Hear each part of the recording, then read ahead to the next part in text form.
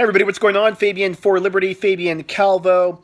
I've been giving a lot of thought about, there's so many of you that have been watching my videos for years, and I was thinking, God, it's what it is like, I feel like I'm trudging along the pathway of truth in all kind of areas of my life. So I thought, people who watch my channel, we are collectively from this day forward going to be called basically the trudgers of truth. That's what we are. We're trudging along the path of finding out what's really going on. So welcome to all of you, trudgers of truth. Thanks for joining me. And in this video, I want to talk about the Russian military buildup taking place in Syria. Really nothing new, but it sounds like the Western media is just catching on to it, although it's been happening for years. And of course, as I've said, one of the most precious pieces of real estate that Russia has is their small naval port along the Syrian border, along the Syrian coast of the Mediterranean, their only port on the Mediterranean. And that's really, really important to them. But also, just like the U.S. has alliances and every other country has alliances, Russia has an alliance with the Syrian president, Bashar al-Assad. And if you recall, and if you don't, I'll give you the Reader's Digest version, is that about 3 years ago, give or take, the United States started what was at the time called the Arab Spring, since has been exposed as really a destabilization campaign that allowed the West to destabilize North Africa and the Middle East, the likes of really something we've never really seen before. And you look at the Middle East today, it's in complete and utter chaos, as is North Africa. Libya was handed over to al-Qaeda. They basically took out Gaddafi, a guy who had churned in his weapons of mass destruction, was willing to work with the West. That wasn't good enough. He was screwed over by Goldman Sachs. He didn't like that, talked about it. They didn't like that. So he's out. That's it. That's the way it worked. It's like the mafia.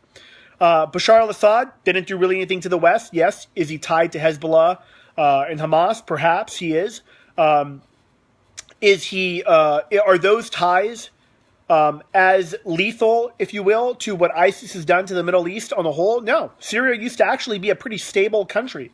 Was it run by a dictator? That's what I'm told. I'm sure, I've never met the guy. I don't know if he's a good guy. I don't know if he's a bad guy. I can tell you a lot of the people in Washington, the stuff they do is very, very bad. And it's led to a lot of people being killed, millions of people being killed just in the last couple of years. So it's hard to really say, issues like this is where I see the United States, which I'm proud to be American. I mean, I'm proud in the foundation of America, in the founding fathers. I'm proud in the advancements that America has made in so many different categories. Is it perfect? No, it's not. But I'm not proud of the criminal government that in essence has hijacked foreign policy, the economy, and on and on. And I look at all this and I'm thinking they've lost the moral high ground, the bureaucrats and the megalomaniacs that run America. And now they're telling Russia, how dare you go in and support Bashar al-Assad and in essence fight ISIS when it's so abundantly clear that either openly or covertly, as the U.S. unfortunately has a pretty good track record of covertly funding revolutions and the likes, has been financing ISIS. And ISIS is taking over Syria. They're taking over Iraq. Interestingly enough, Iran and Russia are fighting against ISIS. And we're supposedly fighting against ISIS, but we don't like the fact the Russians are now fighting against ISIS. It makes no sense whatsoever. Obama's clueless. It's really not about Obama, though. Everybody pins it on Obama like he's, the Antichrist and all this. Obama couldn't shine shoes at an LAX terminal shoe shine spot. He couldn't do it, right? He's completely over his head. He's just a puppet that was appointed by the big banks and the powers that be. And for, just newsflash, the Republicans running for office, almost all of them, they fall into that category as well. If you think any of those guys, maybe Trump, who finances himself, although I'm not necessarily, thinking he's going to, he's going to do any better. I don't know. There's no difference is the bottom line. So yeah, Russia is moving in more troops. Over the weekend, we've had 3 major U.S. military planes come in. They're building temporary housing for potentially up to over 1,000 military personnel. There's been all kinds of reports that Russian special forces are already fighting alongside of Syrian government forces against ISIS. It's their ally, and they're sticking up for them. I think at least where I come from, that's actually a good thing. But according to John Kerry, they're like trying to block Russia's ability to, fly over places like Bulgaria and Greece. Although they will get the green light to fly over Iraq and Iran, that won't. The U.S. can't stop that. But it's very interesting to see.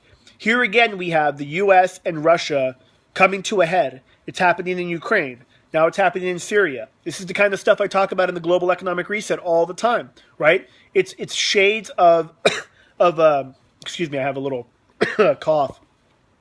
It's really shades of World War One, with the alliances that are being formed, with the hotspots that are just flashing all over the planet, particularly in this region of the world.